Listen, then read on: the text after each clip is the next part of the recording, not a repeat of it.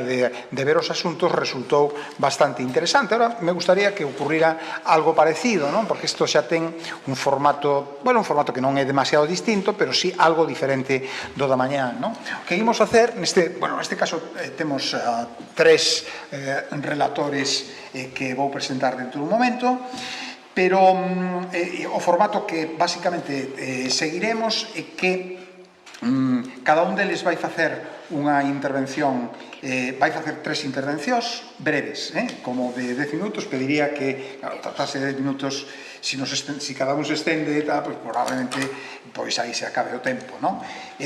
Si vos pediría contención no tempo. Tres intervencións de cada un deles, que serán sucesivas, non? E que, bueno, en relación con cuestións que eu lles vou a ir plantexando.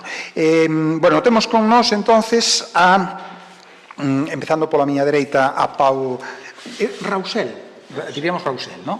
Rausel Koster, non? Que é profesor titular do Departamento de Economía Aplicada da Universidade de Valencia e que é fundador, xa desde hai máis de 20 anos, no ano 99 fundou a Unidade de Investigación de Economía da Cultura, Econcult, que para as persoas que estén interesadas en estes asuntos seguro que lles sona, non? Desde entonces, Pau é o coordinador desta unidade. Unha unidade que converteuse nunha referencia tanto a nivel do Estado español como de Europa, que en 2021 recibiu o Premio de Innovación UV Banco de Santander, non? E que, bueno, pois, efectivamente, ten un número importante de proxectos de investigación realizados, verbo destas cuestións de economía da cultura, non? É un especialista importante nestas materias, autor de numerosas publicacións e é investigador da Fundación Alternativas de Madrid, non? Me interesa suliñar, para ir completando os perfis, que no ámbito da transferencia contribuiu ao deseño do modelo de política cultural da Generalitat Valenciana e foi director estratéxico da candidatura de Valencia á Capital Mundial do Deseño para 2022, bueno, e é membro do Consello Valenciano de Innovación. Te vou dar a palabra, sí? A primeira cuestión que un pouco por proposta miña, e un pouco creo que chegamos a un certo consenso sobre isto, que te vou plantexar é algo que enlaza bastante coa cuestión, varias das cuestións plantexadas con esta mañá, non? E é que, bueno, estamos neste momento especial, verdad? Que eu decía, de que salimos da pandemia, que claramente afectou de unha maneira bastante diferencial os sectores da cultura. Por outro lado, estamos no inicio destes procesos de transformación, que están máis ou menos lanzados xa, non? Bueno, isto, por exemplo, fai que a cultura aparezca nos programas de resiliencia, verdad? Me parece que é o componente 24 onde aparece dos programas de resiliencia, onde aparece especificamente o relacionado coas industrias culturais, verdad? O sea, que isto desde o poder político, desde o espacio político, parece que se contempla xa, non? Bueno, ti como ves? Bueno, buenas tardes. En primer lugar, muchísimas gracias. Bueno, perdona por la presentación en castellano, supongo que me has entendido. Sí, claro, sin problema. Los de la España periférica nos entendemos. En primer lugar, dar las gracias al Consejo de Cultura Galega. Estoy encantado de estar aquí. Yo lo siento mucho. Ahora, además, después de comer, tengo que hablar de pie porque digo cosas distintas. Me he dado cuenta que digo cosas distintas cuando estoy de pie que cuando estoy sentado. Me gustan más las cosas que digo cuando estoy de pie que cuando estoy sentado. Entonces, voy a hablar de pie. Yo voy a hacer un repasito así en el estilo pechacucha en 10 minutos y van a salir algunas de las cuestiones que aparecen en las preguntas. Nosotros somos efectivamente una unidad de investigación que llevamos desde mediados de los años 90. El primer estudio sobre los sectores culturales y creativos lo hicimos en el 94, entregamos el informe y ganó Zambrano las elecciones autonómicas y entonces se quedó ahí en el cajón. Y durante mucho tiempo hemos estado así, es decir, entregando siempre recomendaciones cuando el concejal de turno, el consejero de turno perdían las elecciones, nos despedían conocían, porque hasta hace muy poquito era así, es decir, la gente venía a preguntar a la universidad cuando el enfermo ya era terminal, al final del periodo, cuando se daban cuenta de que no sabían bastante o no tenían suficiente conocimiento sobre la realidad de los centros culturales educativos. Esto ha cambiado radicalmente y ya desde hace algunos años nos llaman al principio. El lugar del Botanic, nada más ganaron las elecciones, vinieron a la universidad y participamos en la preparación del primer plan cultural del gobierno del Botanic en 2016. Ha cambiado mucho, como ha cambiado mucho este papel que juega la economía en el análisis de la cultura. Yo recuerdo a mediados de los años 90, cuando íbamos a congresos de ciencia regional con Luis César, cuando se acercaban, ¿tú qué te dedicas? No, yo a economía financiera, yo a economía del sector del automóvil, eso eran las cosas importantes, investigar. Entonces, ¿pero tú a qué te dedicas? No, yo a economía de la cultura. Muy interesante, los de las fiestas. Pero ya para los cafés, en los breaks, en los coffee breaks, ya te daban la espalda y ya no podías entrar en el círculo. Hoy esa misma gente, que hace 25 años nos dejaba fuera de los círculos, vienen al despacho y nos preguntan, ¡ay, qué hacéis, qué interesante! ¿Y por qué? Porque probablemente en estos momentos los que nos dedicamos a la economía de la cultura, en el departamento de economía aplicada, que somos 120 en distintas, probablemente somos los que más fondos en investigación conseguimos. Es decir, un aspecto que era marginal hace muy poco, 25 años no son muy poco, pero hace algunos años se ha convertido y ha devenido central. Y hoy es mucho más fácil conseguir fondos de investigación europeos si te dedicas a la economía de la cultura que si te dedicas a la economía del automóvil o a la economía financiera. Esto es un cambio radical. ¿Qué significa esto de la economía de la cultura? Llevo al revés. Está encendido. Bien, muy rápidamente voy a hacer 10 minutos de verdad y voy a hacer 10 minutos. ¿Qué es esto? Economía de la cultura, la primera aproximación es desde el punto de vista epistemológico, desde el ámbito que es la economía, una ciencia social que explica el comportamiento de los individuos, como todo el resto de las otras ciencias sociales. Ahora, ¿qué es lo que hace la economía? La economía es la ciencia social para dummies, para tontos, porque es muy sencillita. Los supuestos metodológicos que hace es muy sencillo. ¿Por qué uno toma decisiones? Porque maximiza la utilidad, el bienestar. ¿Qué es lo que hace? Comparar los costes y los beneficios de las decisiones. Si toma la decisión es que los beneficios, es casi la definición tautológica. Si toma la decisión es porque ha calculado que los beneficios eran superiores a los costes. Esto es lo que hace la economía. Que es simplificar mucho. Simplificar, todas las ciencias sociales simplifican, pero la economía simplifica más. ¿Qué ventaja tiene la economía y lo que hacemos los de la economía de la cultura es aplicar esto que en otros ámbitos de la economía se aplica cuando uno va a comprar un coche o un yogur en los lineales de Mercadona, pues lo aplicamos a las decisiones en el ámbito de la cultura. Y sale muy facilito. ¿Por qué decide uno tocar la guitarra en su casa? Porque ha calculado que los beneficios de tocar la guitarra son superiores a los costes. Esta es la aproximación metodológica y esto es lo revolucionario. Esto es pensar que el homo economicus es el que toma las decisiones en cultura. Esto es lo provocativo, lo provocador en el ámbito del análisis económico de la cultura.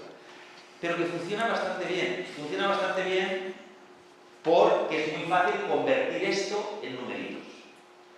Es decir, la ventaja que tiene la economía es que, como ha contado esta mañana Luis César, tenemos alguna habilidad mejor en términos comparativos a otras ciencias sociales para contar. Y esta simplificación de costes y beneficios no sirve para entender la cultura. Si queréis entender la cultura, no utilicéis la economía, utilizad otras cosas. La antropología, la sociología, pero es que no nos hace falta entender la cultura. La cultura es probablemente, como también hemos señalado, y Josep, es probablemente la dimensión más compleja del ámbito humano. Es nuestra relación con lo simbólico, con los sentidos, con los significados, con las emociones. Lo más complicado de la naturaleza humana. Por tanto, nos hacen falta muchas ciencias sociales para entender qué es la cultura y qué papel juega. Pero a los economistas casi no nos hace falta ni entender qué es la cultura. Porque con los supuestos simplificadores que hacemos, no somos capaces de entender. Ahora, ¿cuál es la ventaja? No sabemos qué es la cultura. Ni entendemos muy bien qué es la cultura. pero somos capaces, a través de esa simplificación epistemológica, de comprobar que si uno estira en esa madeja compleja un hilo, si uno estira un hilo, se mueve otra cosa por la otra parte. Si da la casualidad que es lo que quieres mover, me da lo mismo entender la cultura, no entender la cultura. Somos capaces de desarrollar herramientas que nos permiten transformar la realidad de la cultura, porque encuentras una relación causal entre una variable y otra. Y si tú estiras de aquí, se mueve allá. Tienes que tener la suerte de que lo que se mueve es lo que querías que se moviera.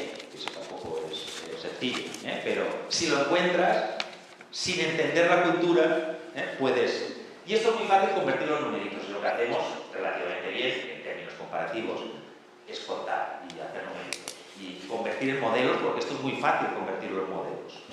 Si yo tengo los datos de cuánto le gusta a la gente ir al cine en una escala de 1 a 10, y tengo pues, el 7,6 de media, y tengo otros datos, ¿y cuánto va la gente al cine? Pues de cada grupo tal, el 35%, el 25%, es muy fácil hacer una regresión entre una variable, es decir, entre las preferencias y el comportamiento. Y comprobar si se... ¿Qué es lo que suponemos los economistas? Que a los que les gusta el cine irán más al cine. Porque el beneficio... ¿Qué podemos hacer si ahora viene un político y nos dice queremos que la gente vaya más al teatro? Solamente hay 4 herramientas. O reduces los costes de ir al teatro, o incrementas los beneficios, o cambias las preferencias por el teatro, lo que les gusta al teatro, que esto es complicado. En el resto de la economía, las preferencias son un dato externo. Aquí, como hemos visto esta mañana también con Luis César, las preferencias pueden ser endógenas. Esto de que el consumo cultural es adictivo y que consumir cultura cambia tus preferencias. Esto en el resto de la economía nos da igual. Tú dime cuáles son las preferencias y yo trabajo a partir de ahí. En el ámbito de la cultura nos dicen, a través de la educación y tal y cual, se pueden cambiar las preferencias. Que también habría que verlo, porque... A ver cómo es. A veces sí, a veces no. Y luego, finalmente, la cuarta manera de intervenir es, bueno, la gente desearía consumir más teatro, pero por alguna restricción no hay transporte, o no hay... pues quitemos las restricciones. O las mujeres desearían ir más, porque esto es un dato real, las mujeres desearían ir más al teatro. ¿Por qué no van más? Pues por cuestiones desde restricciones presupuestarias, modelos de usos del tiempo, muchas otras cosas. Y eso hace muy sencillito el análisis, sobre todo, no tanto del análisis de la cultura como fenómeno, sino encontrar maneras de transformar la realidad sobre la que se mueve el ecosistema cultural. Esa es la ventaja. Algunas veces nos lleva al baúl o al rincón de las obviedades y no sirve para nada los modelitos, por muy complicados que sean, pero a veces encuentras alguna locura, como ahora veremos algunas de las cosas que encontramos. Por tanto, es útil, sabemos contar y nos atrevemos a contar, porque aquí eso es otra parte de la provocación del análisis económico de la cultura. Desde el ecosistema cultural muchas veces dicen que hay cosas en cultura que no se pueden contar. Yo llevo 25 años desarrollando investigaciones alrededor de la cultura. Estoy dispuesto, es decir, si alguien me demuestra, me enseña, me dice algo, esto no se puede contar. Estoy dispuesto a aceptarlo y cambio mi posición. Hasta ahora, en los últimos 25 años, yo no he encontrado nada en el ámbito de la cultura que no se pueda contar. Hay cosas que son muy fáciles de contar.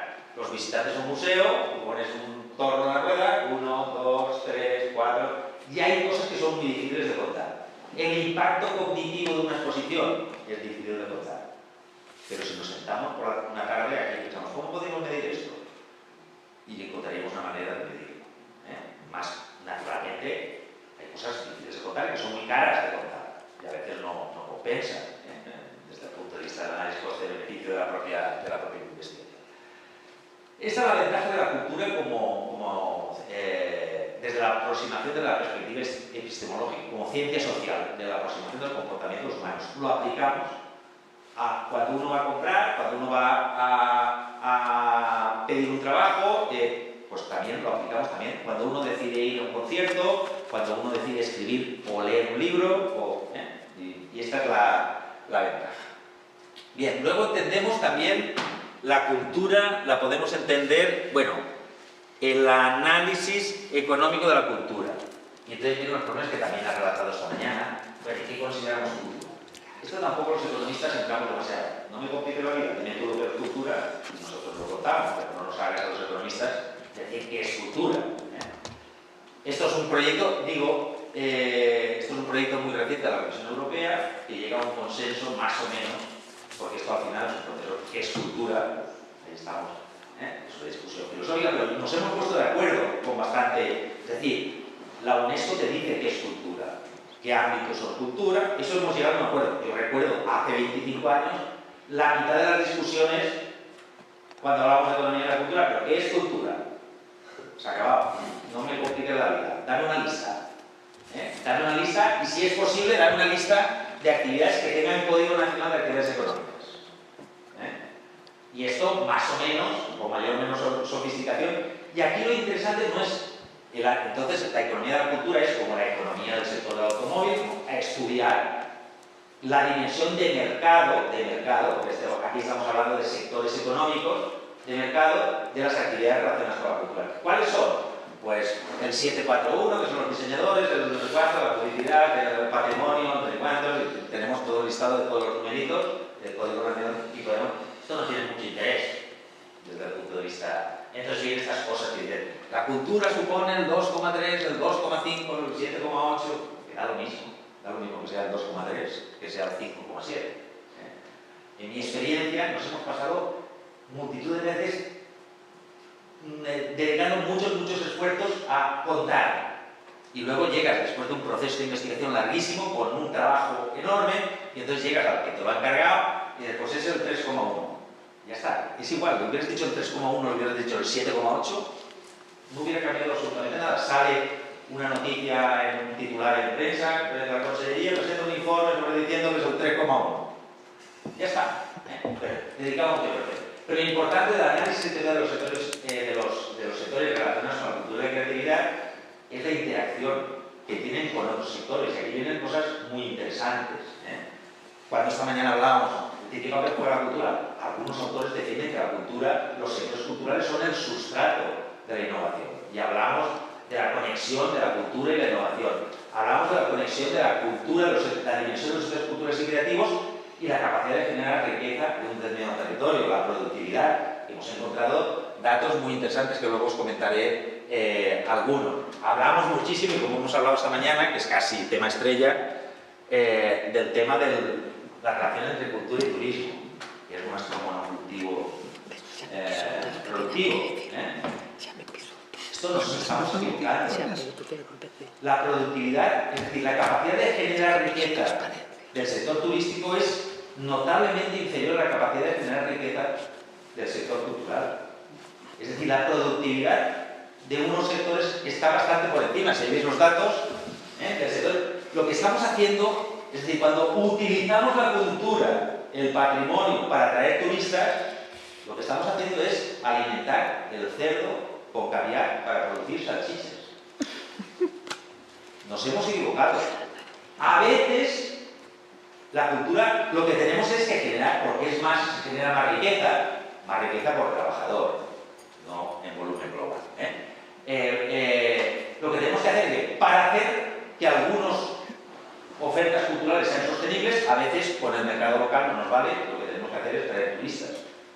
Pero no al revés. Lo que tenemos que utilizar el sector turístico para garantizar la sostenibilidad de los sectores culturales y creativos, no al revés. Si no, estamos haciendo el lobbying. Es una perspectiva equivocada. Ahora luego os explicaré un poquitín.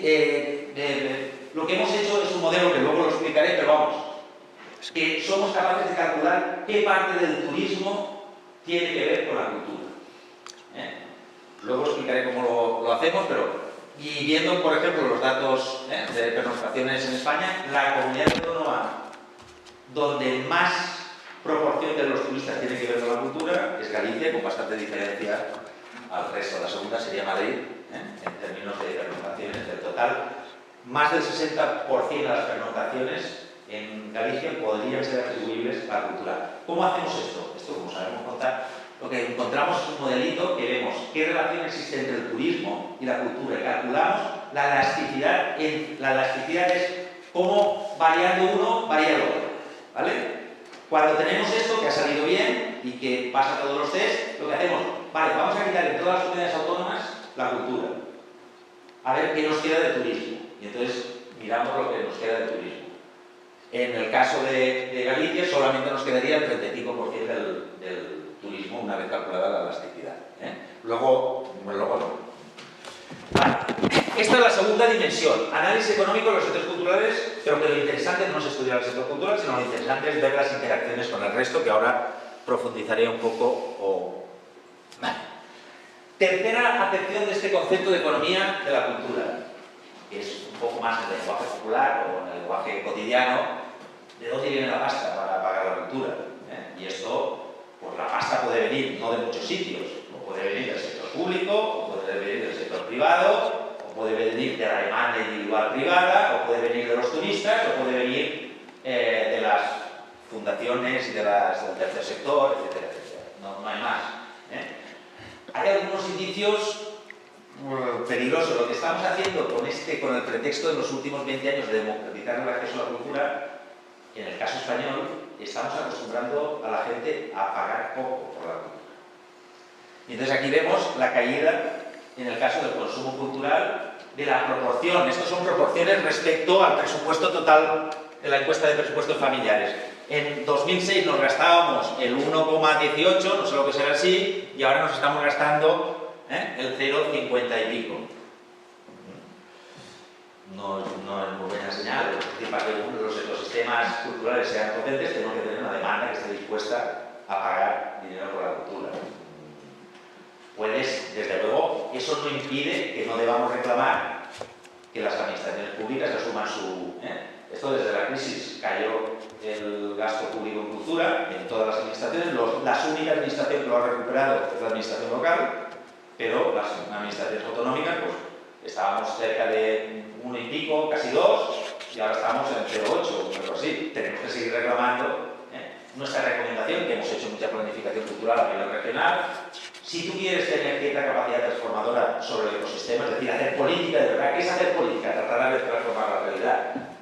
Menos del 2%, por debajo del 2% del presupuesto público, en el caso español autonómico, es propaganda, es comunicación, es publicidad, no tiene capacidad de transformar la realidad. Estamos ante unas escalas que no permiten, y en el ámbito local pues estamos hablando como mínimo del 5 y del 10%, para que tenga efecto transformador a nivel local. El gobierno central da más o menos lo mismo, porque lo único que hacen es gestionar el museo rural, y los demás no es relevante cuánto dinero se gastan para el conjunto del ecosistema cultural. Hay algunas cosas que están apareciendo. Esto es una sesión que tuvimos la semana pasada. Esto es un chollo, lo digo por si hay aquí empresarios pagados. El activo financiero en estos momentos con mayor rentabilidad en el Estado español es financiar cultura. Consigues un 20% de rentabilidad.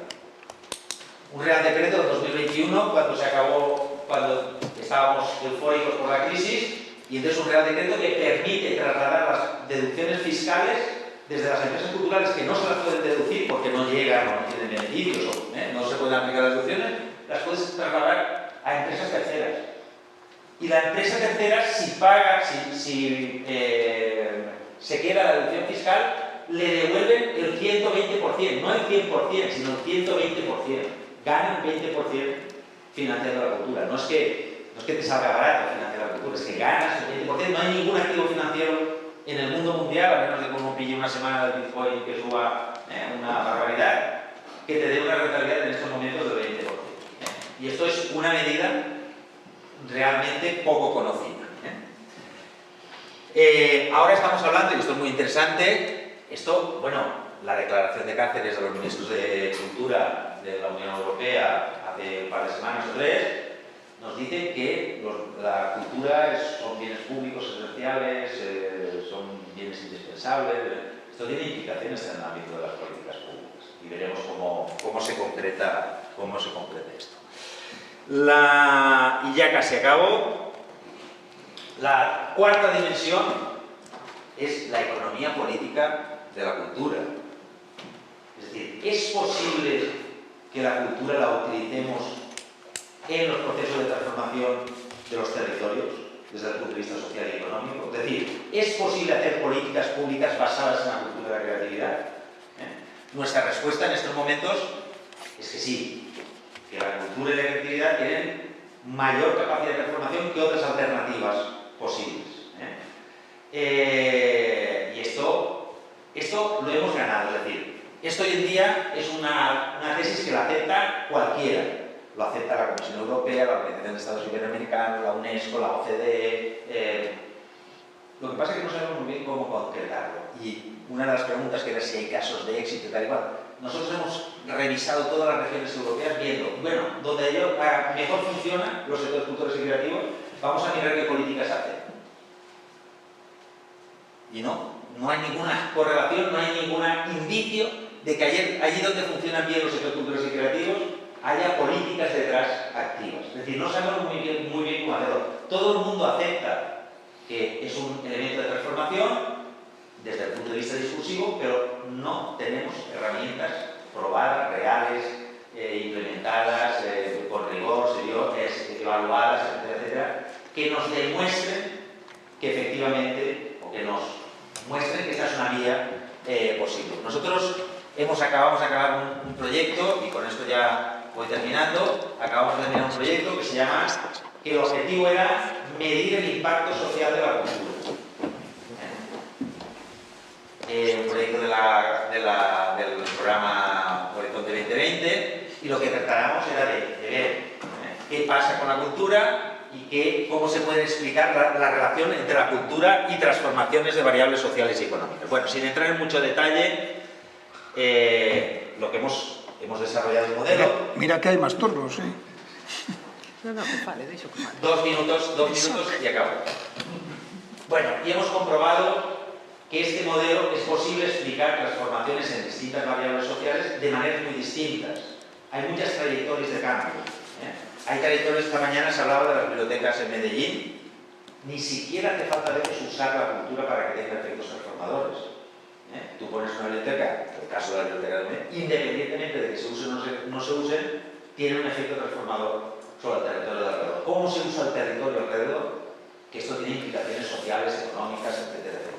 Pero a veces es muy complicado, es decir, los procesos de transformación a partir de las experiencias culturales, hay cambios en el mercado que finalmente generan cambios en las políticas públicas, que finalmente modelan o transforman los procesos de producción de las propias experiencias culturales, y esto al final produce un cambio. Bueno, nada más. Lo que hemos conseguido con esto, convirtiéndolo en numeritos, es ver qué relación causal hay entre la dimensión de los sectores culturales y creativos en todas las regiones europeas, es decir, cuántos gente hay trabajando en los sectores de la cultura y la creatividad, y qué efectos tienen variar ese número sobre variables sociales. Y lo que tenemos es una herramienta que nos permite elegir. Aquí tenemos Galicia, vemos cómo han evolucionado, y tenemos en esta misma herramienta, que se llama Secret, por si queréis jugar luego en el esto, que predice causalmente qué efecto tiene la variación de los trabajadores en los sectores culturales y creativos en variables como la participación política, el sentido de comunidad, la educación, el medio ambiente, la salud. Por ejemplo, el efecto, estos son todos datos para Galicia, el efecto en la salud sería negativo. Incrementar un 1% los trabajadores de los sectores culturales y creativos en Galicia tendría un impacto negativo de menos 0,08, que es muy poquito, menos 0,08 años en esperanza de vida. Es decir, 3 o 4 días menos de esperanza de vida. Incrementar un 1%. Pero hay otras muchas regiones donde el efecto medio es positivo, en el caso gallego, en el caso valenciano también. Aquí tenemos, por ejemplo, sobre la satisfacción vital, sobre la percepción de seguridad, sobre las pernoctaciones turísticas, sobre la productividad, sobre el empleo, sobre la renta. En algunos casos los efectos son más grandes, en otros son negativos, pero tenemos esta herramienta que se puede entrar públicamente, Secret, y ver cuál sería el impacto. Es decir, tenemos la primera evidencia científica en términos cuantitativos que la cultura, la gente trabajando en los sectores culturales y creativos, la variación tiene impactos sobre variables sociales, o económicos y sociales. Gracias, perdón. Muy bien. Nada, pues realmente muy interesante la intervención, todo muy bien, menos lo de los 10 minutos, porque tienes una idea de los 10 minutos un poco extraña, debo decir, pero no he querido interrumpir y no, en esta primera intervención de las 3 que hemos anunciado, ya ven que el moderador es un moderador liberal. En las 2 siguientes va a ser un moderador, no en esta, que, en fin, en esta primera, barra libre si queréis, pero en las 2 siguientes intervenciones de cada uno de vosotros 3, el moderador va a ser muy intervencionista. Queda anunciado. Bueno, sigue Marta Rey, que no voy a leer su extenso currículum entero, simplemente voy a decir que es catedrática de universidade, da área da comercialización e investigación de mercados, do Departamento de Empresa, na UDC, na Universidade da Coruña, non? Que foi directora da Fundación Barrié, non? E que desde o inicio da súa carreira como profesora universitaria en 2009, é dicir, inmediatamente despois de deixar a Fundación Barrié, pois ven desenvolvendo, en fin, o seu traballo de investigadora e docente na UDC, non? Desde 2011 dirixe a cátedra Inditex, non? É profesora do programa oficial de doutoramento da interuniversitario de Análisis Económico e Estrategia Empresarial, non? Das 3 universidades, é dicir, de Covas, e bueno, eu destacaría este mérito que me chama poderosamente a atención, e é que desde 2016 foi directora académica do Global Civil Society Seminar, organizado po Belter Center, nada máis e nada menos que da Harvard Kennedy School, ¿no? En colaboración coa Fundación Rafael del Pino. Bueno, ten múltiples aportacións científicas, artículos en revistas que non vou a reiterar, non? Bueno, Marta, cando queiras. Moitísimas grazas. Vou falar tamén de pé, seguindo a micro da casa. Está encendido, ¿verdad? Sí. Bueno. Autopiano, vale. Perfecto. Bueno, moitísimas grazas en primeiro lugar a invitación do Consello da Cultura Galega, que é unha institución a que me une unha trayectoria antiga no tempo, non? Unha institución que tive unha relación cercanísima cando dirixía a Fundación Barrié, como comentou Xosé Carlos, de feito que agradezo moi especialmente esta invitación, en primeiro lugar, a Xosé Carlos que nos modere e contenga. É moi honrada de participar nunha mesa redonda con persoas a nivel de Pau e de Diego. Queres permitirme que pase do galego ao castelán, porque xa le dimos un almorzo a Pau en galego, e penso que teño que cambiar un pouquinho tamén polo tema do debate. Bueno, pienso que soy la única participante de la mesa que tiene 2 sombreros, ¿no? Es decir, una etapa de 12 años al frente de una fundación que tenía una actividad cultural muy potente en aquel momento, la Fundación Barrié, y hasta el año 2009, y una segunda etapa como académica. Cuando me llegó la invitación tan amable de Xosé Carlos, yo no sabía muy bien con qué sombrero me quería aquí, entonces llevo puestos los dos, ¿vale? Llevo puestos los dos, y a mí me gustaría centrarme un poco también por intentar provocar de cara al debate, ¿no?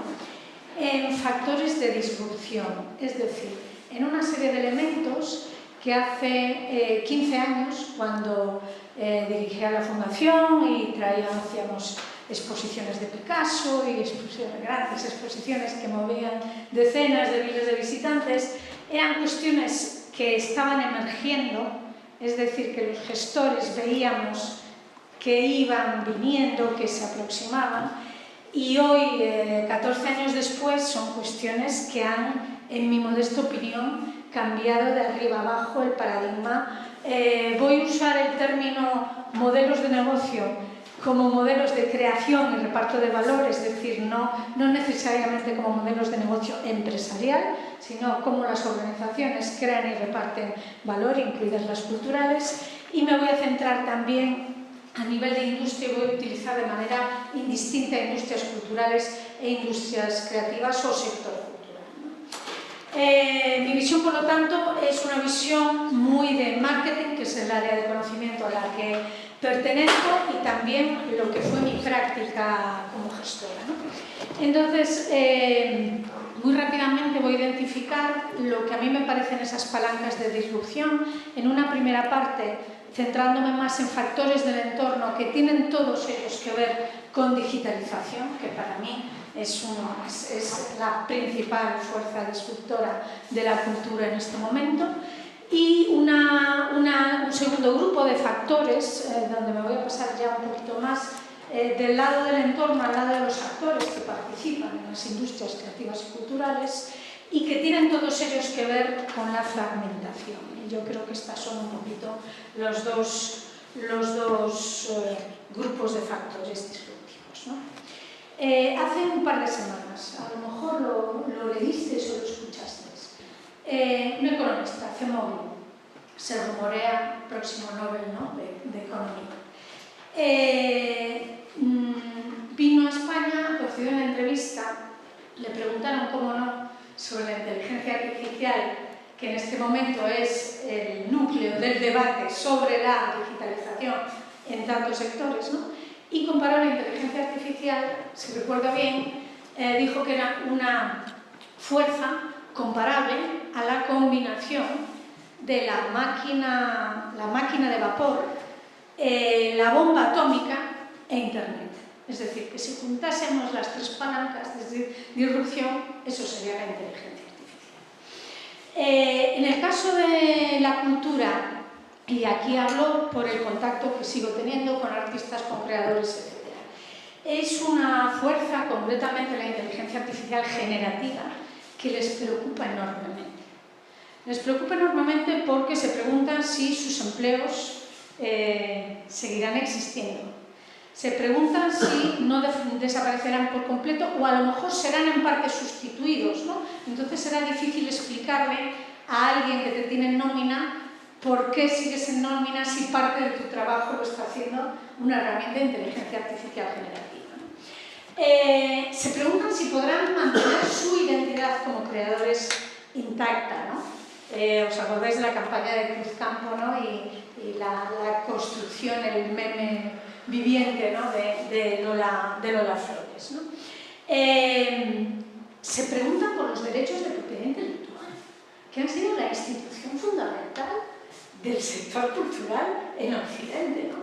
Esa es la construcción fundamental, la institución en la que se basa toda la construcción, ¿no? Es decir, ven esto como una amenaza fundamentalmente, ¿no? ¿Qué pasa? Que si seguimos profundizando, se puede también ver como una enorme oportunidad. Entonces, fijémonos en el tema del cuestionamiento de la autoría, ¿no?, que es un debate que en este momento está muy de actualidad. Y centrémonos en otro vector de transformación tecnológica, que es blockchain, y que es lo que se ha venido a llamar dentro del universo del arte digital, que es amplísimo, lo que tiene que ver con criptoarte, ¿no?, y lo que tiene que ver con NFTs. Lo que tenéis en pantalla es un collage que se subasta, creo que digo bien la cifra, en millones de dólares, por 60 o 70 millones de dólares, 60 millones de euros, en Christie's, yo creo que fue 2021. Blockchain te garantiza la autoría. Esto es, forever and ever, es decir, nadie podrá decir que esto no lo hizo el artista en cuestión. Otra cosa es el debate sobre la originalidad, ¿no? Esto es un collage compuesto de imágenes digitales que él ha ido produciendo, NFTs, pero es que a lo mejor si esas imágenes digitales fuesen básicamente reproducciones de imágenes de otros artistas, ya cambiaríamos el ámbito del debate, ¿no? Es una fuerza de una enorme ambigüedad, la transformación digital. y también ha alterado totalmente lo que son las plataformas de distribución de contenidos. Y este fenómeno, que llamamos en general plataformización, y que afecta al turismo, Pablo habla de turismo, afecta al turismo, como afecta a la distribución de servicios financieros, como afecta al streaming de contenidos, tanto visuales como de audio, etcétera, etcétera. Y lo mismo, es enormemente amplio. Pensemos en Spotify. Spotify, para los usuarios, para mí al menos es una bendición. Es decir, mi música está conmigo 24/7, esté donde esté. Y además es mi música y todas las músicas. Claro, probablemente para los trabajadores de esas plataformas, pensemos en los creadores que están en Spotify. Hagamos un supuesto, que además es bastante real. Spotify les paga por reproducción 0,0038 euros.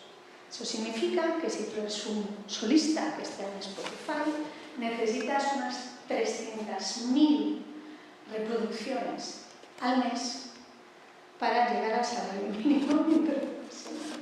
Más o menos, grandes números, ¿no? Claro, la visión de los usuarios no es la visión de los artistas, ¿no? Y luego tenemos ya el impacto que estas plataformas tienen para la sociedad, ¿no? Muchas de ellas oligopolios o incluso monopolios, cosa que nunca es buena para la sociedad en general. 3/4 partes con los canales de financiación. Todo el mundo del crowdfunding. El crowdfunding a través de plataformas digitales, ya sean de donación, ya sean de equity, es decir, de inversores, o sean de crowdlending, es decir, crédito.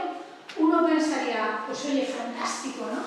Fantástico, porque los creadores al fin se pueden buscar las lentejas cuando no hay dinero público. Hay un discurso que es muy ambiguo y que es incluso muy arriesgado, ¿no? Es decir, para empezar, estas plataformas dejan fuera a todos los creadores, que son muchos, que están afectados por brecha digital o que no tienen las competencias digitales para competir en una selva, que son estas plataformas. Muchas tienen un modelo de olor nazi, es decir, o consigues la cantidad que has pedido o no consigues, o consigues 0 euros, ¿no? Entonces, puede incluso servir de coartada de un racional de que no hay que invertir desde el sector público en cultura, ¿no? Y luego pensemos en todos los creadores que no tienen derechos sexys para las plataformas digitales, ¿no? Entonces, es también un tema súper. Es que están mezclando todo, claro. Y termino esta parte con las redes sociales, que me preocupan enormemente, ¿no? Para lo que son los profesionales de la creación, las redes se han convertido en un pluriempleo. Es decir, ellos son fotógrafos o fotógrafas, pintores o pintoras, escultores o escultoras, y a mayores tienen un segundo empleo, que es generar contenidos para las redes sociales, sea Instagram o sea la que sea, ¿no? Pero además, si saliendo del ámbito de los artistas, pensemos que hay un montón de amateurs que se han empoderado con las redes. Eso es muy positivo, pero que acaban siendo igualmente esclavos de las mismas. Es decir, entran en esta dinámica de que tienen que generar contenido continuamente. Y luego pensemos en otros actores tradicionales del sector cultural, los críticos, los conservadores, las comisarias. Esto es un universo que está lleno de microautoridades, es decir, ya no existe la figura de autoridad, ya no existe el gatekeeper, ¿no?, que nos enseñaban tradicionalmente. Esto es una selva. Y esas microautoridades conviven con un montón de ruido y, por qué no decirlo también, con puras fake news, ¿no? En el lado de los actores, bueno, nos hemos vuelto, yo creo que esto es un tema, lo sacaba José Carlos, ¿no? Esto es un tema post-pandemia clarísimamente. Todos nos hemos vuelto como consumidores de cultura absolutamente omnicanales. Y traigo el ejemplo del libro porque a mí me parece muy significativo. El libro, que es el producto cultural por excelencia, fue el origen del modelo de negocio de Amazon, que es la plataforma monopolística digital mayor del mundo, ¿no? Pero es que además el libro fue el pionero de todo este cambio en los modelos de negocio, que pasaron de basarse en la propiedad a basarse en el disfrute, es decir, de ser dueño a usar, que pasaron de la propiedad a basarse en la economía colaborativa, es decir, de to own a to share, los libros ya estaban ahí. Y en este momento es exactamente igual que la música, es decir, tenemos audiolibros, libros digitales, libros físicos, y los clubes de lectura y los talleres de lectura están más pegados que nunca. Y son físicos, y son presenciales, y son comunitarios, ¿no? Este es un anglicismo que me vais a disculpar, pero es que yo no he encontrado una traducción, que se llama servitización, y que es básicamente que en general la economía de la cultura, a nivel de gestión, o sea, a nivel de las organizaciones culturales, ha pasado de estar muy centrada en el producto cultural como artefacto, es decir, como creación humana. Hay un libro que es bellísimo, de un filósofo, no es un economista, ¿no?, que se llama Han, que es coreano, y el libro se llama No cosas, que os lo recomiendo fervientemente. Entonces, Han opone las cosas, es decir, los artefactos físicos, las creaciones humanas, a lo que es el mundo de lo digital, que él llama las no cosas, ¿no? Entonces, lo que hemos tenido es un paso de una economía de la cultura centrada en artefactos físicos, en productos en definitiva, a una economía de la cultura centrada en servicios, que son a veces productos físicos, pero envueltos en intangibles, envueltos en capas de digitalización. Os pongo, ahí tenéis varios ejemplos, pero os pongo un ejemplo paradigmático, el caso de los museos, ¿no? Cada vez más se trata de generar una experiencia de visita, ¿no?, una experiencia de cliente, que diríamos en marketing. Y esa experiencia de cliente tiene muy poco que ver con un busto romano de la etapa flavia, por decir algún ejemplo, en un museo arqueológico, y tiene más que ver, por ejemplo, con la atmósfera del museo como envolvente cultural, arquitectónica, tiene más que ver con los servicios de restauración y gastronómicos del museo, tiene más que ver con los servicios complementarios a la visita, talleres, acogida, etcétera, etcétera, etcétera. Toda la envolvente virtual, la realidad aumentada que se ofrecen en algunos museos para reforzar la experiencia de visita, etcétera, etcétera. Es decir, hemos convertido los artefactos culturales en servicios como un componente intangible muy importante.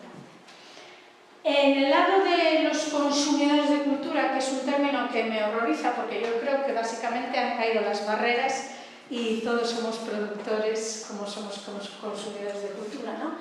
Pero conviven dos dinámicas que a mí me parecen muy paradójicas, que es el consumidor de cultura absolutamente pasivo, es decir, el que llega al sábado derrotado, se tumba en el sofá y se pega una tarde de Netflix donde se ve 20 capítulos seguidos de una serie.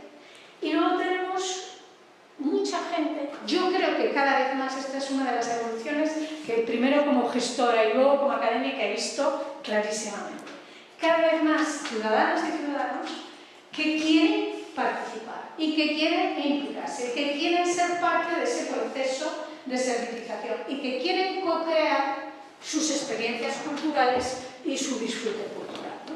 Entonces, cada vez vemos más dinámicas en este sentido de co-creación.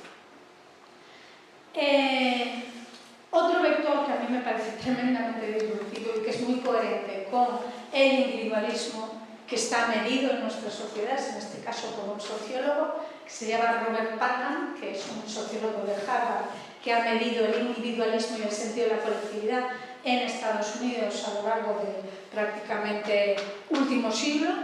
En ese mundo tan individualista, yo creo que el artefacto y la experiencia culturales incluso son desplazados por la viralidad. ¿A qué me refiero con la viralidad? La foto más chiquitita que tenéis ahí refleja bastante lo que fue mi última visita, no al Louvre, pero sí a la Gioconda. Me prometí que no volvería. Entonces, tú entras en la sala donde está la Gioconda, detrás de un cristal blindado, y lo que ves es una especie de bosque de palos selfies. Es un bosque de palos selfies. Tú intuyes que al otro lado del bosque, si tú cruzas el bosque, ella está allí. Y esa es la experiencia. Esa es la experiencia. Esas fotografías están siendo colgadas en redes sociales, se están viralizando. Hay una iniciativa que se llama Museum Selfie, que es paradigmática de lo que me estoy refiriendo, ¿no? Que al final es una expresión, es decir, es que la cultura, que es lo simbólico y que requiere una alteridad, es decir, tiene que haber un otro con el que tú dialogas, se convierte en algo totalmente autorreferencial. Es decir, soy yo, mi circunstancia, yo estoy aquí, estoy en el Louvre, estoy en esta sala, esto lo habéis visto, estoy segura, porque vas al Prado y en ciertas salas esta es la experiencia, ¿no? Que es un narcisismo aterrador, ¿no? De nuevo, en otra publicación distinta, este filósofo coreano, Han, se refiere a que el otro desaparece, ¿no? Y este es, digamos, la raíz del vacío existencial del hombre y la mujer contemporáneos, ¿no? Para ir terminando, yo creo que hay un paradigma de fragmentación, ¿no? Hay multitud de tribus, por ejemplo, entre la gente joven, ¿no? En manga, de tribus, de comunidades, de redes. Esa cultura de las multitudes que en realidad son, de nuevo, micromultitudes, igual que hay microautoridades, ¿no? Que se va fragmentando. Tú no podrías nombrar a día de hoy, probablemente, yo no sé quién dirige el Festival de Cannes, por poner un ejemplo, de Cannes, dos Cannes de aquí, ¿no? De Cannes, Francia. Son iniciativas que surgen de una tribu, una multitud, una red, una comunidad, un territorio, pero además que todos tenemos afiliaciones fluidas, ¿no? Es decir, yo hoy estoy aquí con vosotros, mañana estáis en vuestro club de lectura, pasado yo estoy haciendo cerámica con mi profesor y todo fluye, ¿no? Y dependiendo de tu edad tienes unas afiliaciones, otras a una u otra tribu, es decir, un paradigma absolutamente fragmentario. Yo querría terminar con dos reflexiones poco políticamente correctas, no me vais a permitir, ¿no? Como además no hay streaming, nadie nos oye, ¿verdad, José Carlos? Vale. La primera reflexión que os quería un poquito plantear. Yo creo que el mercado cultural hace unos años tenía algo parecido a una distribución normal. Es decir, era como un elefantito, ¿no? Tú tenías un montón de producto cultural que era central, ¿no? No era ni para las élites, ni era marginal, era una oferta, bueno, nutrida de eventos y actividades relativamente asequibles. Había un montón de gente ahí. En mi taller de lectura ahora estamos con Stefan Zweig. Esta mañana se ha hablado aquí de la burguesía, ¿verdad? De la burguesía. Claro, Stefan Zweig. La burguesía vienesa, ¿no? Estos estaban en la jorobita del elefantito, es decir, en el centro de la distribución normal. Era una burguesía que toda escuchaba la misma música, leía Freud, le gustaba la misma literatura, ¿no? Había ahí una centralidad. Y luego había unas colas por arriba y unas colas por abajo, ¿no? Yo lo que veo en este momento es que hay un sector de macroestrellas, macromuseos, macrocentros, macro hits. En el medio, como ya no hay clase media, pues queda un pequeño desierto de Gobi, ¿no? Y luego hay una serie de propuestas que están siempre en la marginalidad. Yo, en el ánimo de provocar, me vais a disculpar, os he traído una imagen de Taylor Swift, que me encanta, ¿eh? Taylor Swift puede ingresar entre 10-12 millones de dólares por concierto de su gira. Estoy hablando de ingresos totales, ahí va todo el tema del merchandising, ¿vale? Pero bueno, estamos hablando de aforos de 50.000 personas, que además segmentados, donde una entrada VIP pues, puede ser $1.000, por decir algo, ¿no? A la izquierda tenéis a un músico extraordinariamente talentoso. Voy a decir su nombre porque tuve la suerte de conocerlo cuando dirigía la radio. Se llama Mikhail Moretov. Y esto está en toda la prensa, o sea que no es un nombre. Músico fue de la Orquesta Sinfónica de Galicia, la Real Filarmonía. Si se pudiese medir el talento con Taylor Swift y fuese comparable, cosa que no es el caso, yo creo que estarían empatados. está tocando en la calle real. Llueve o no llueve, da exactamente igual. Claro, hay museos con más de 10 millones de visitantes al año y hay museos apenas visitados por el guardia de seguridad. Que está muy bien traído el argumento de Pau de una biblioteca, aunque nadie la use, tiene un efecto sobre el territorio, sin duda alguna. Pero no es el efecto que aspiramos a perfeccionar, ¿no? Es un subóptimo, no es un óptimo, ¿no? A mí esta polarización me preocupa un montón. Es decir, veo un montón de creadores con un enorme talento y unas dificultades para monetizar, no solo debidas a la inteligencia artificial generativa, sino debidas a la estructura del mercado en este momento, ¿no? Y después el tema de la sostenibilidad, y con esta provocación termino. Yo creo que el tema de la sostenibilidad, tanto económica como medioambiental y social, de las instituciones culturales, de las organizaciones culturales, es un debate que ya va tocando y ya está tardando. Y os voy a poner un ejemplo. Salas de exposiciones punteras de grandes ciudades europeas que pueda haber visitado recientemente. Siempre hay obras relativas, obras de arte relativas a cambio climático, relativas a derechos laborales en países en vía de desarrollo. Y yo siempre me pregunto, ¿estas instituciones, estas organizaciones se han analizado a sí mismas, ¿no? Que están mostrando estas obras? ¿Saben cuál es su impacto sobre el medio ambiente que les rodea? ¿Se han hecho mirar las condiciones de trabajo de sus propios empleados? ¿Están pendientes de si pagan a sus proveedores antes o después? Cuidan la diversidad, la no discriminación dentro de la propia organización. Además, por supuesto, ¿no?, de exponer videoarte sobre cambio climático y sobre derechos laborales, ¿no?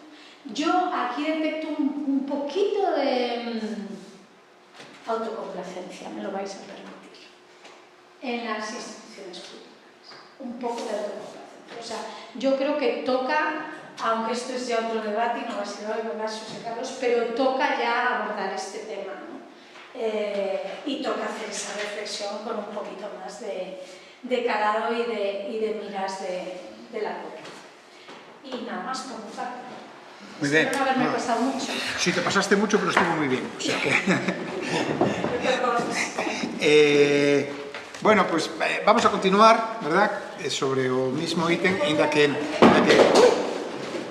A ver, Diana, si eres un pouco máis disciplinada que esta gente. No, porque, eu xa non teño nada. Porque, madre mía. No, non me fai falta micrófono, que eu teño chorro de voz. Porque, efectivamente, houve algo de... En fin, de que apareceron xa algunhas das cuestións que eu pensaba plantexar nos seguintes órdenes, non? Pero bueno, total, que agora temos a Diana, verdad? A Diana Fernández, que ten un perfil diferente dos anteriores. Si vedes, hai unha cousa que si contrasta co perfil que aparecía pola mañá nos relatores, que era completamente diverso. Ahora é diverso, pero ten aí unha característica común a todos eles, e é que os tres son economistas, non? Pero ten un perfil diferente. Como economistas, claramente Diana, que é doutora, non?, en Desenvolvemento Regional e Integración Económica pola Universidade de Santiago, non? É unha investigadora que neste momento traballa en Lugo, ¿verdad? Vamos, na Universidade de Santiago en Lugo, e que a súa investigación se centrou inicialmente na avaliación de políticas socioeconómicas públicas con distintos modelos económicos, non? Fixo unha tese de doutoramento que recibiu o Premio de Investigación de Economía en Galicia Valentín Paz Andrade en 2017, Envellecemento e Protección Social da Dependencia en España, efectos sobre o emprego. Bueno, ten aberta a súa liña de investigación, mantén aberta esta orientación iniciada coa avaliación das políticas públicas e oriéntase nos ámbitos do impacto económico das actividades e proxectos nun eido social, pero tamén cultural. Eu creo que hai unha diferencia un pouco que quero subliñar desde o principio, e é que con respecto aos ponentes anteriores, e é que Diana non é unha experta en política cultural, verdad? E eu creo que fago ben en decirlo porque así o deixo máis tranquila, non? Pero é verdad, non é unha experta en política cultural, non pretende serlo e non o é, pero sí é unha persona que traballa a pé de obra, verdad, dos datos da cultura, colabora co propio Consello, co Observatorio en todo o que ten que ver coa cuantificación destes proxectos interesantes que fai o proxecto o Consello da Cultura. O último, o valor económico do galego, publicado hai pouco tempo, que, por certo, me permito recomendar a súa lectura, publicada polo propio Consello. E, Diana, nada máis. Moitas grazas. Primeiro de nada, grazas pola invitación hoxe aquí. Xa no seu momento non tiña moi claro como encaixaba eu polo que acaba de decir Xosé Carlos. En primeiro lugar, por dous aspectos. Primeiro, estou con dúas persoas, Pau e Marta, neste caso, que teñen unha dilatada experiencia. Pau, desde o punto de vista puro da investigación, da vida académica. Cando ele estaba empezando con isto, eu estaba no colexio, literalmente.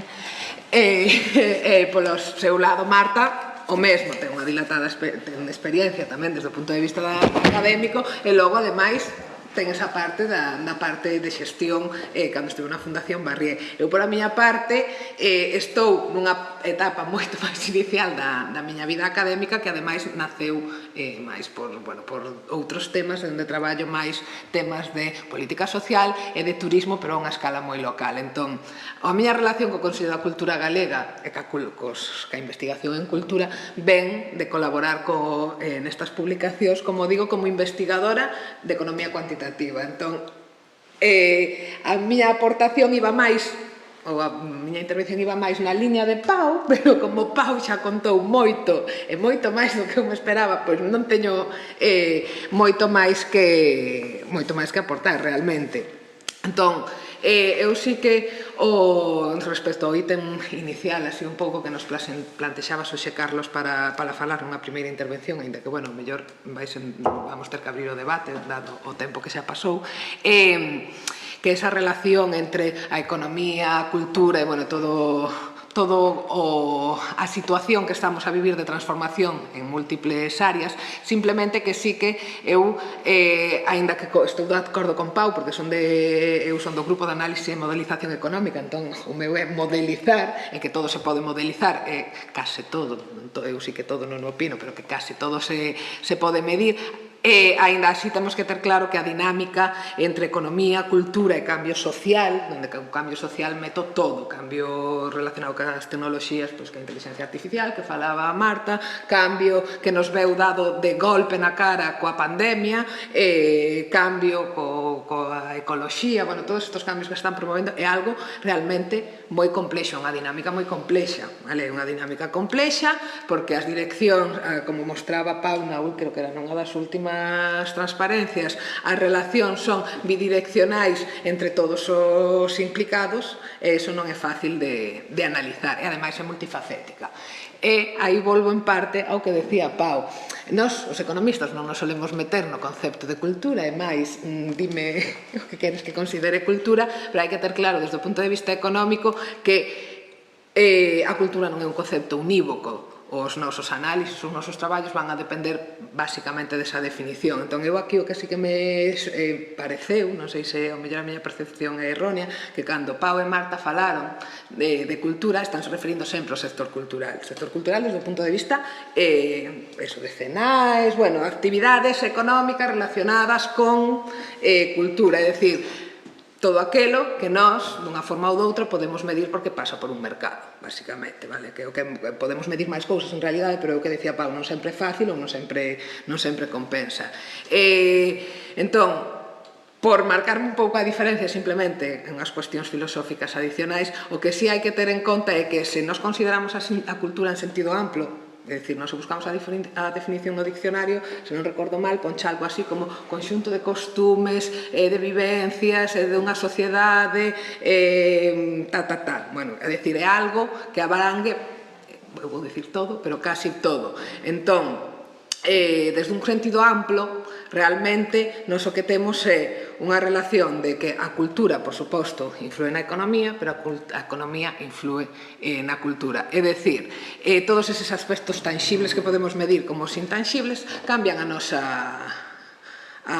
toma de decisións. A economía xa temos definida, é o estudio da toma de decisións, punto. Xa sabe, bueno, de asignación de recursos escasos a fins alternativos, eso témolo claro.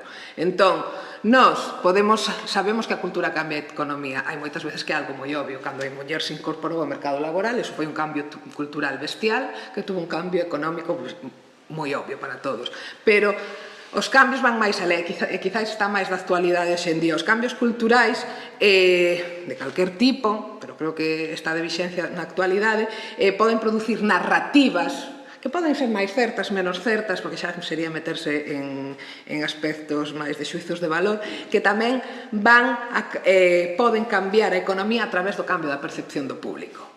Nós, a través desa narrativa que provén deses cambios culturais, cambiamos a percepción dos individuos, e eso, se cambia a percepción dos individuos, estamos cambiando a súa función de utilidades, estamos cambiando os criterios de decisións, estamos cambiando, por ende, a funcións de demanda e os mercados, dentro do máis micro ao máis macro. E iso tamén o temos que eso, un pouco do que falabas ti ao final, de intentar ver os cambios. Eso tamén o temos que ter en conta, non sempre tan fácil de ver ou de modelizar, ainda que vexo que hai grandes avances nese lado que eu non coñecía, que xa anotei a túa aplicación que vou a estudiar. Entón, simplemente desde un punto de vista xenérico, comentarvos isto. Logo, por suposto, toda esta relación de cambio social, cultural, económico, todo ten os seus desafíos, ten as súas oportunidades, como decía Marta, e todo depende do uso que nos lle demos a todos estes cambios. É dicir, os determinados cambios per sí mismos non son nin bons nin malos, é o uso que nos facemos deles, pero está claro que xa desde un punto de vista máis das industrias culturais, isto vai a influir nos distintos mercados, vai a influir nos mercados, xa sea atraendo turistas, que era outro dos meus temas, os temas que eu tenía pensado tocar, atraendo turistas, residentes, inversores, ou afastándoos, porque os cambios culturais non sempre xogan a favor, tamén poden xogar en contra, como veíamos algún deses exemplos concretos das elasticidades que traía calculados Pau. Tamén, por suposto, a nivel de mercados de produtos, por suposto, o que nos falaba da inteligencia artificial, está claro que todo o COVID acelerou, non quedou máis remedio que adaptarnos todos á digitalización de contidos, creamos novas demandas, novos produtos, ou transformamos os que xa existían en determinados sectores.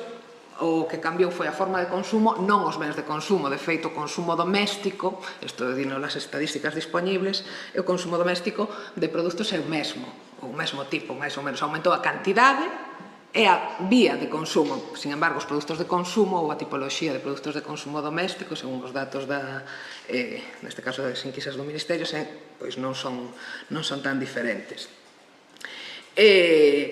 Esta relación cos mercados, pois o tema da sostibilidade, que evidentemente tamén hai que cambiar, o tema da preservación, da conservación do patrimonio cultural en sentido amplo, a catedral que temos aí enfrente, todo isto ten exactamente o mesmo efecto: novos produtos, cambios de produtos, novos mercados ou transformacións dos mercados existentes.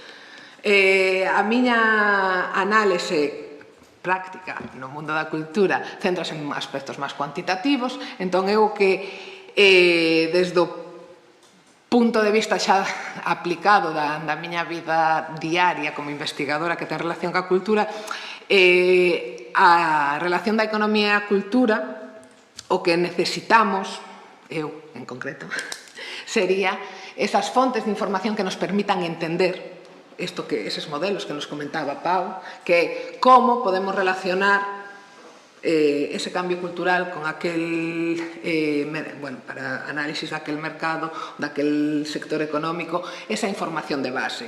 A nivel agregado, hai moita información, pero cando ti necesitas, eu vime fai pouco no Consello da Cultura Galega coa hándicap de que tiñamos que analizar, porque así o querían, o valor económico do galego. Claro, cando ti te baixas a un nivel de desagregación moi concreto, de un sector moi concreto, dun produto moi concreto, a parte de que isto non é un produto, eses problemas de información témolos. Entón, para min, un dos desafíos no mundo da economía e da cultura actualmente que nos permita comprender o que está pasando, que nos permita ver por que pasan cousas que cando tiras dese fío, por que ese fío e non é outro, e que importancia ten ese fío, ou cal deses fíos, porque normalmente non é un fío, son varios fíos, pero cal deses fíos é máis importante a hora de explicar, por exemplo, o consumo cultural das familias, que é algo no que estou agora traballando un pouco, pois tamén é importante. Entón, para eso, cando facemos os análisis necesitamos datos, e cando necesitas traballar a un nivel de desagregación relativamente baixo, eso non o temos. Non o temos porque non sempre, como decía Pau, non sempre compensa, pero desde o meu punto de vista é básico para entender e porque de cara á planificación, que hoxe en día, como decía Pau, veñenche a preguntar antes de planificar e non desde que planificaron, che veñen a preguntar, e de cara á planificación ti podes aconsellar de cara á planificación en base a información. É unha máxima que eu teño desde que empecé a facer, desde que me metí no mundo da investigación con outros temas diferentes, é que un modelo é tan bo ou tan malo como sea a túa información de partida. A calidade dun modelo, tú podes facer virguerías matemáticas, e se non tes información, ese modelo non sirve para nada. Entón, eu vou aquí dado que eu traballo a nivel de desagregación moi baixo, porque traballo ámbito galego normalmente, a veces incluso ámbitos dentro de Galicia moito máis concretos, e o meu hándicap é a información, esa información que parte da miña labor, por exemplo, cúbreme o Consello da Cultura Galega, pero se non recordo mal, espero que non me falla a memoria, por exemplo, conta satélite da cultura en Galicia, os datos son de 2011. A min valen os datos de 2011 para analizar a realidade de 2023 e eu poder aconsellar, sei que me piden consello, a entes, sexa Consello da Cultura Galega, sexa a Xunta de Galicia, sírvenme? Non me sirven, a realidade é moi distinta. Sirve para facer outro tipo de análisis a ese datos, por exemplo, do Ministerio. O Ministerio sí que ten unha conta satélite, neste caso, da cultura, entre outras fontes. Cal é, entre comillas, o problema? A desagregación. Sirve para facer análisis nacionais? Sí. É a realidade española a mesma que a galega? Non. É dicir, este tipo de política, xa se nos metemos no ámbito da política, de planificación, ten que vir de abaixo a arriba e non de arriba a abaixo. Eu o que non podo facer é planificar a miña política cultural galega en base a datos españois. Eu, ca estadística nacional, non o podo facer, porque tal como está deseñada non é representativa cando ti baixas a niveis de desagregación baixos. Isto por deixar así que cousas que me surxen a min no meu día a día. Iba a dicir algo relacionado con iso, olvidouse. Iba a decir algo máis relacionado con iso, pero con isto de que me fastidiar, de que, Pau me fastidiou o meu cúmulo, e non vou a repetir o mismo porque me parece exagerado volverlo a repetir. Creo que non vos teño moito máis que aportar, e logo hai outros temas relacionados co tema de inteligencia artificial, pero creo que iso era como máis adiante, entonces eu por aí de momento non me vou a meter. Estupendo, Diana. Ademais, ahora tes un ratiño para ver se recordas eso que te anda na cabeza. Sí, era algo de eso das contas. Entonces, por razóns obvias de tempo, verdad, e de organización, pois estes dous turnos dos que eu falaba inicialmente vamos a susumilos en un, verdad, e as dúas cuestións que eu vos quería plantexar, entón vamos a ver se metemos unha única intervención, porque certamente, sobre todo vos dous, vos adentraches xa en algunha das materias que virían a continuación. Entón, estas dúas cuestións, por un lado, que eu teño aquí anotadas, por un lado se refiren a, toda esta dinámica de transformación múltiple, de transformacións disruptivas, que están asociando non solamente a tecnoloxía e a descolonización, sino tamén é moi importante o cambio posible que se está producindo no paradigma da globalización, que en materia de políticas culturais, de políticas de cultura pode ser moi importante, porque certamente, digamos que o fenómeno da globalización pois está moi detrás de aspectos moi importantes da transformación cultural experimentada no mundo mundial, no noso entorno máis inmediato nos últimos 30 ou 40 anos. Agora as tendencias poden ser as contrarias. A mí se me fai moi difícil pensar que eso implique, digamos, unha pauta en sentido inverso, unha renacionalización, porque creo sinceramente que a tecnoloxía non o permite, pero, podería haber algún cambio, non sei se vos percibides algo desto, pero en toda esa dinámica de transformación, non sei como vedes, si sei, porque xa escoitei alguna non sei se vos queredes extender un pouco por aí, de como vedes a participación dos diferentes sectores, actividades culturais. O sea, o que dá impresión é que non percibides en términos xerais, digamos, un protagonismo como puido haber nos últimos 20 ou 30 anos do investimento, de la inversión en grandes equipamentos industriais, sino que máis ben vedes o protagonismo das múltiples pantallas. Supoño que ese é o escenario, non sei, a cuestión, o protagonismo a que pode ter, digamos, os diferentes sectores da cultura en actividades culturais e percepcións da cultura en esa dinámica de múltiple transformación que seguro que contemplamos, que vemos nos próximos anos. Isto primeiro. E o segundo, outra pregunta moi xenérica que ten que ver con cousas que xa se plantexaron esta mañán, no debate desta mañán, é relativo aos actores, os grandes actores en materia cultural. Agora, deixando un pouco, vou a plantexado directamente, está claro que en un lado están os consumidores, pero eu estou pensando neste momento, por un lado, en gobernos e en empresas. Por un lado, as políticas culturais, tal e como as entendemos, naceron nun tempo analóxico, pero agora xa non estamos nese tempo, e iso como pode afectar, digo eu, esta idea de política cultural, esta dinámica de transformación en que estamos, a propia idea de política cultural pode verse significativamente alterada. E segundo, unha cuestión que sí saliu bastante pola mañá, que é a cuestión do papel das empresas en todo isto, porque as empresas tamén están en proceso de transformación, en todos os sentidos, e, todo este mundo dos criterios ESG, de Environmental, Social and Governance, pois todo isto un pode entender, e no cumprimento dos ODS, dos Obxectivos de Desenvolvemento Sostible, pois un pode entender que a cultura pode ter un papel relevante, un papel crecido, con esa perspectiva, con eses criterios, etc. Pero a cuestión que eu plantexaba aos relatores da mañán, vos lo pregunto agora tamén a vos, todo isto será mera retórica ou adubiñades que efectivamente pode haber un componente real e importante de transformación aquí, no papel das empresas? E, Augusto, empezas.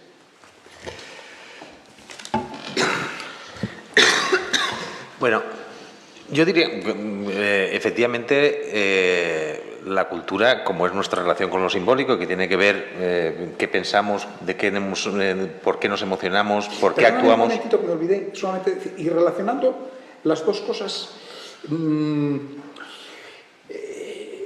una ley de mecenazgo, ¿entiendes que una ley de mecenazgo en España puede ser importante? No. Vale. Irrelevante. Irrelevante, además me parece una estafa. Quiero decir, si una ley de mecenazgo basada en beneficios fiscales, eso significa que los que tienen dinero deciden dónde van los recursos culturales. Yo prefiero ponerles impuestos y que decidamos en políticas públicas democráticas, ¿no? Entonces, me parece que el debate es un debate falso y además corresponde a un modelo que queremos emular del modelo anglosajón y tal y cual, y que no funciona en el mundo mediterráneo, y que la gente no, las empresas o los que tienen dinero no lo hacen por razones fiscales, tiene que ver otra cosa con el reconocimiento a la comunidad. Y no creo que sea una herramienta útil, ni justa, ni necesaria, la ley de mecenazgo en este caso. Sí, volviendo al punto principal. A ver, aquí hay una percepción, efectivamente, la cultura, y la cultura, y quiere decir la cultura en términos antropológicos, pero también la cultura, lo que hacen los poetas, los escritores, esto efectivamente afecta a nuestros comportamientos y a nuestros hábitos y tiene que ver finalmente afecta al modelo socioeconómico en general. Pero aquí hay a veces un discurso un poco ñoño y un poco buenista. Por cultura se están matando en Gaza. Por razones culturales, por cosas que han dicho escritores, poetas, películas, etcétera, etcétera, se está matando la gente en Gaza. Quiere decir que la cultura es un recurso de poder, como esta mañana ha señalado Ramoneda, es un recurso de poder. Lo que pasa es que la diferencia entre los otros recursos de poder, que podría ser el poder económico, el poder de la fuerza, tal cual, podría tener una distribución en principio más equilibrada. Lo otro son variables stock es decir, al final el discurso de una niña sueca puede alterar el comportamiento de millones de personas. Entonces, aquí hay posibilidad de jugar más, pero es un recurso de poder que los que juegan con el poder o lo utilizan, y por eso lo utilizan, y lo utilizamos, quiero decir, lo utilizamos para la marca país, que eso qué es, utilizar el recurso de poder de la cultura. Cuando hablamos de diplomacia cultural, estamos hablando de que vamos a defender nuestros intereses vendiendo, como decíamos esta mañana, el Prado, la Alhambra, y tratando de convencer a los que están allí para que tomen decisiones que sean acordes a nuestros intereses. Es decir, es un poco un antibiótico de amplio espectro que lo podemos utilizar para lo que queramos. Para lo que queramos, si se utiliza de manera inteligente. Lo que pasa es que es de química inestable. Es decir, en otros ámbitos tú sabes que juntas A y B y da esto, y da C. Cuando hablamos de emociones, de compartir, a veces juntas A y B y sale C, y a veces juntas A y B y sale el procés, o a veces juntas A y B y sale... Es de química inestable, es decir, por suerte o por desgracia no tenemos las herramientas y las capacidades suficientes, no sé ahora si con la inteligencia artificial generativa o cosas de estas, podremos controlar variables que son inestables por sí mismas. Entonces, yo ni en el punto extremo de que la cultura lo puede solucionar todo, ni en el otro punto donde no nos sirve para nada. Utilicémosla de manera modesta y de manera para aquello que sea sencillito, que tengamos cierta seguridad. Digo desde el punto de vista de la utilización de la cultura como herramienta de planificación colectiva o de acción colectiva, ¿no? Entonces, con cierta modestia, con cierta limitación, con cierta incertidumbre alrededor de los resultados, pero yo creo que si la podemos utilizar inteligentemente, probablemente sea el recurso, digo, a nivel, cuando hablamos de la globalización, prácticamente es lo único que le queda a Europa, es decir, utilizar inteligentemente la cultura. En términos de geopolítica global, ya nos dan en la tecnología, ya nos dan en el poder militar, ya no podemos decir nada, es decir, en términos militares, en términos de utilización de la fuerza. El único recurso diferencial en términos de recursos de poder global para Europa, y yo por eso creo que es estratégico y es central, es cómo vivimos, cómo hacemos las ciudades, cómo nos relacionamos, cómo nos compartimos, cómo nos emocionamos, cómo convivimos. y no creo que tengamos mucho más.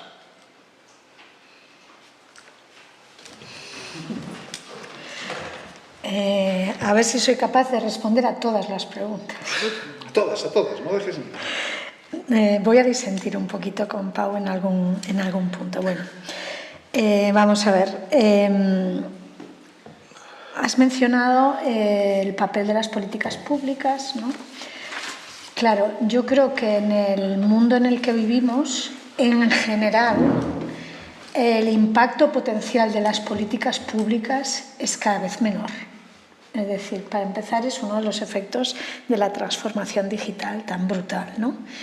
¿Qué pasa? Que yo creo que las políticas públicas sí que siguen siendo relevantes a cierta escala del territorio.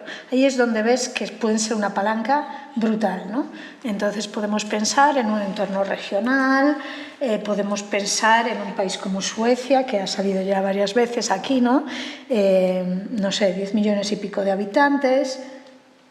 Ahí sí que tienen un impacto. Yo creo que más allá de ahí, en general, el papel de los estados está en retirada, ¿no? Eso por un lado. Por otro lado, has comentado el tema de los modelos, ¿no? Es decir, ¿en dónde nos miramos, ¿no? Pau ha hablado de Europa. Claro, el tema de los modelos es muy peligroso porque a veces hay que tener cuidado con lo que se desea, ¿no? Entonces, en España, por ejemplo, hay este debate recurrente, muy cargado ideológicamente, de ¿para qué necesitamos un Ministerio de Cultura? Es un debate que habréis escuchado. De vez en cuando va también una terna donde va universidades y ciencia y tecnología, ¿no? Los sospechosos habituales.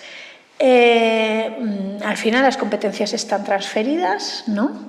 Bueno, pues venga, vamos a mirar, vamos a buscar estados federales, porque somos un estado cuasi federal, y vamos a mirarnos en esos modelos. Oye, mira, tan federales Estados Unidos, donde los ministerios de Educación y de Economía ni están ni se les espera ni se les esperará, pero que ha sido el país que ha dominado lo simbólico en el siglo XX y que a día de hoy sigue dominando lo simbólico en parte del mundo, en Occidente, ¿vale?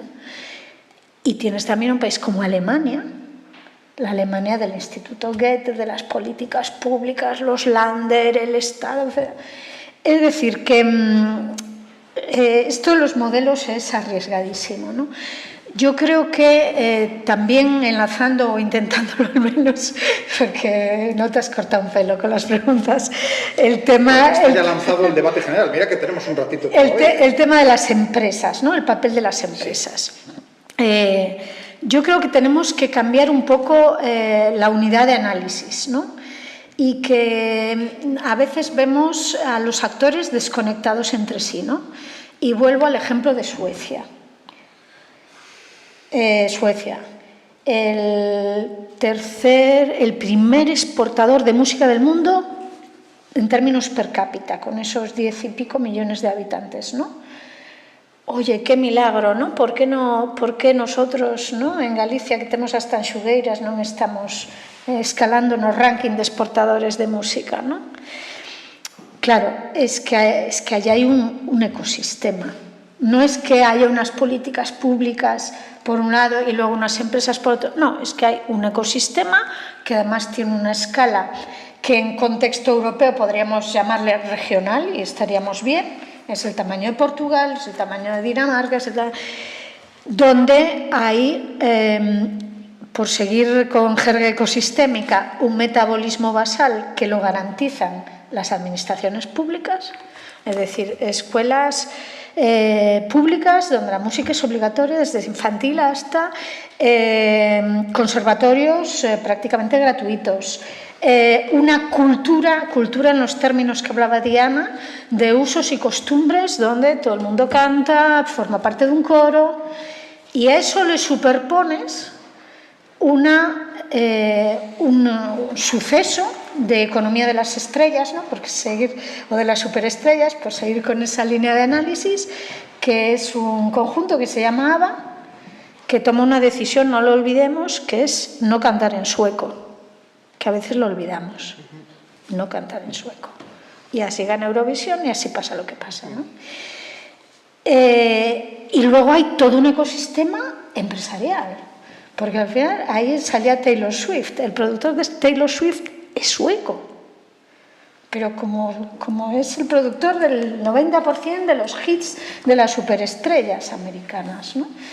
Entonces yo creo, volviendo un poquito a esto del papel de las empresas, las políticas públicas, yo creo que tenemos en un mundo posglobalizado que pensar a nivel de un territorio que tenga una escala sobre la que se pueda incidir e incidir siempre en conjunto con otros actores y con una propuesta de valor clara. Oye, a lo mejor en vez de la música podían haber elegido la pintura, pero eligieron la música, ¿no? Y eso funciona y está engranado. Y el sector público garantiza el metabolismo basal. Y de ahí para arriba, el mercado, la globalización, la plataformización, etcétera, etcétera, ¿no? El tema del mecenazgo, que yo creo que es lo único que me falta por intentar responder. Aquí voy a diferir un poquito de Pau. Vamos a ver. No se necesita una ley de mecenazgo, ahí estamos 100% de acuerdo. Es decir, en España hay una ley que no es una ley de mecenazgo, pero que es la ley esta 49/2002, creo que es, la de fundaciones e incentivos fiscales al mecenazgo, que siendo unas bases de incentivos fiscales que además están en vías de mejora, lo sabéis, o sea, a partir de 2024 esto debería mejorar un poquito más. A mí el fomentar el mecenazgo me parece una iniciativa fantástica por dos motivos.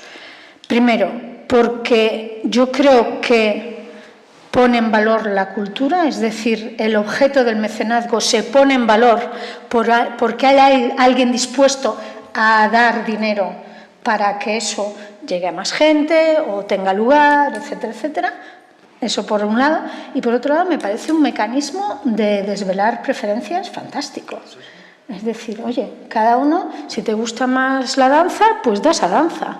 Y si tus preferencias están con la música tecno, das a música tecno. Depende cómo se plantee. Yo, por ejemplo, cuestiones como el micromecenazgo o el crowdfunding, ahí sí que podría tener cierto valor. Ahora, a mí que decida la política, la mayor parte de los recursos de la política cultural pública en el País Valenciano, la esposa de Juan Roig, pues me parece que lo que a ella le gusta no tiene por qué ser objeto de ventajas fiscales que vayan más allá del 50% de las deducciones. Es decir, lo estamos pagando entre todos.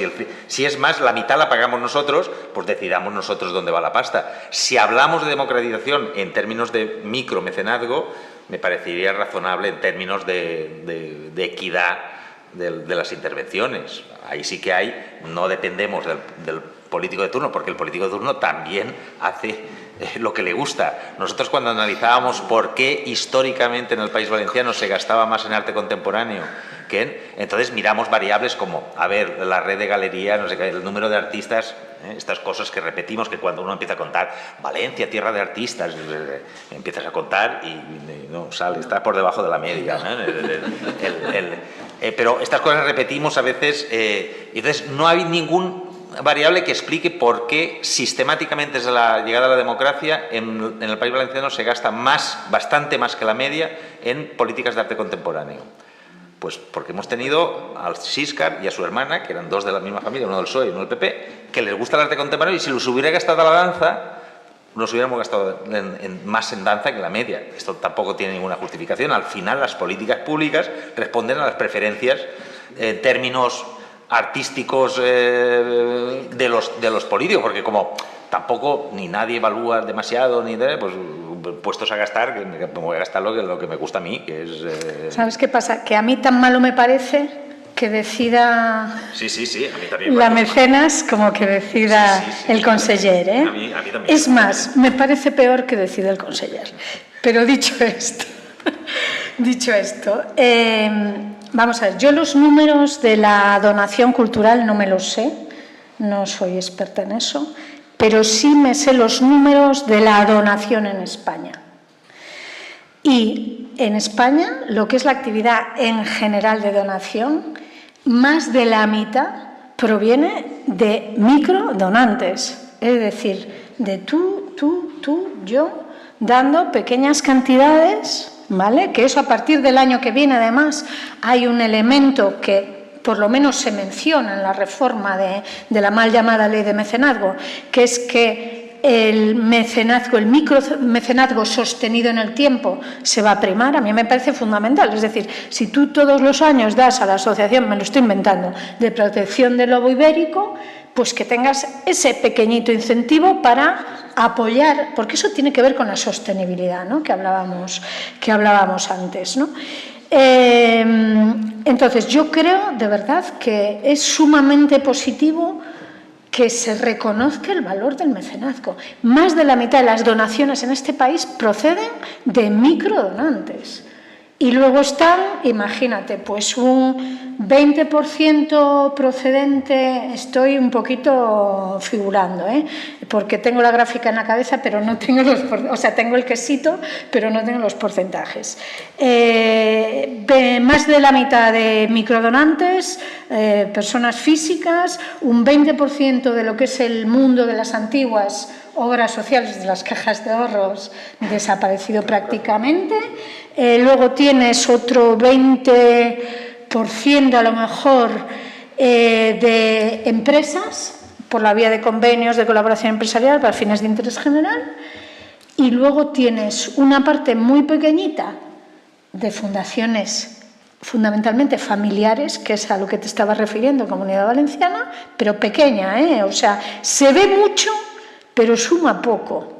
Y luego tienes creo recordar, aquí sí lo recuerdo porque es la partida que crece más rápido, que son los legados, que pueden estar en torno al 7% a día de hoy. Los legados, al final, son personas como tú y como yo, que deciden a título testamentario que su patrimonio vaya a la protectora de animales o a los coros y danzas. A mí eso me parece fantástico. Pero insisto, no tanto por el argumento fiscal. Hay un estudio ya a nivel internacional que demuestra que muchas de las personas que donan pensando en qué bien tendré un beneficio fiscal, luego no lo reclaman a la hora de hacer la declaración de la renta. ¿Me explico? Es más una cuestión de, oye, valoremos la donación, valoremos el altruismo, aunque tenga contrapartidas de imagen, lo que tú quieras. A mí eso me parece fenomenal, ¿no? Y luego que la gente manifieste sus preferencias. Mejor que las manifiesten ellos que no el conseller o no sé quién, ¿no? Pero bueno, esa es la única cosa donde yo creo que no estoy de acuerdo. Bien. Bueno, eu vou situar un pouco máis no medio. Vou empezar ao final. Todo isto que decides, bueno, sin meter máis de momento no do micromecenazgo ou mecenazgo, da efectividade das políticas, dos modelos en que queremos basarnos, que se miramos a Estados Unidos, que se miramos a Suecia, se miramos a tal. Este tema, ao mellor en cultura non é tan típico, pero en educación isto existe desde fai moitos anos. Non hai que buscar recetas máxicas en non sei onde, non sei cuánto, porque non existen as recetas máxicas. En cultura a lección é idéntica, e volvemos o mismo. As políticas culturais e as políticas en xeral, eu que estou normalmente tanto por formación como por traballo, incluso cando falamos noutros ámbitos que non son da cultura, me centro a niveles máis locais, pois, por exemplo, temas do Camiño de Santiago, que traballamos moito, ti tes que facer as cousas de baixo a arriba, tes que facer bottom up e non top down, porque senón pode pasar eso, que ti aplicas a receta máxica de non sei onde, plasma, e pega hasta contra unha parede, que é o que pasa aquí habitualmente, que temos moita costumbre de facer iso. Entón, para iso, que temos que facer? Baixar o máximo posible, evidentemente non podemos ir ao nivel, non sei, concello, que en Galicia somos 315 ou 316, porque igual iso xa é baixar moito, pero sí que necesitamos coñecer a idiosincrasia, os ecosistemas que ti lles chamabas, coñecer a idiosincrasia a un nivel de desagregación o suficientemente baixo, non ten por que ser mínimo, porque senón sería infactible desde un punto de vista de leválo a cabo, para saber se un determinado modelo, unha determinada experiencia, que éxitos a nun sitio pode ter un non éxito, ou que partes poden ter e que partes non, porque ti a mellor necesitas coller un pouquiño do que fan aquí os alemáns, un pouquiño do que fan aquí os franceses e un pouquiño do que fan aquí os outros. E iso ten que ver co do mecenazgo. Eu opino unha cousa intermedia entre vós. Eu estou moi a favor das donacións, me dá igual de quen veñan, pero isto non é Reino Unido, non é o mundo anglosaxón, donde ti vas a un museo, non pagas nada, che piden a vontade, todo o mundo dá a vontade, e donde hai salas con nome de grandes multimillonarios que donan grandes recursos. Isto aquí non pasa. A cultura mediterránea é de outra maneira. Entón, iso temos que ter en conta, por iso non funciona.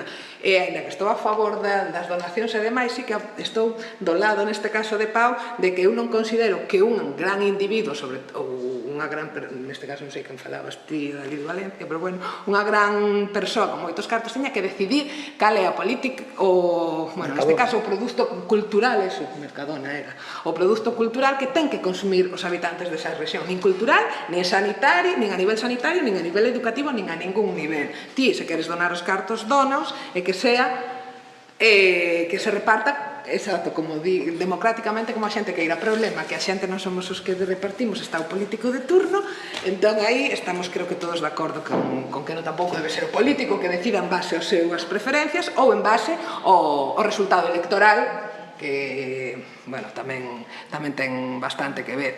Entón, ao final eu creo que volvemos un pouco que decía antes ti, tanto para a nivel de política como a nivel de todo, necesitas coñecer a idiosincrasia. Para iso necesitamos a información que eu boto tanto de menos nas miñas investigacións porque traballo en ámbito moi local. Entón, eso é a preocupación de intentar facelo dende abaixo.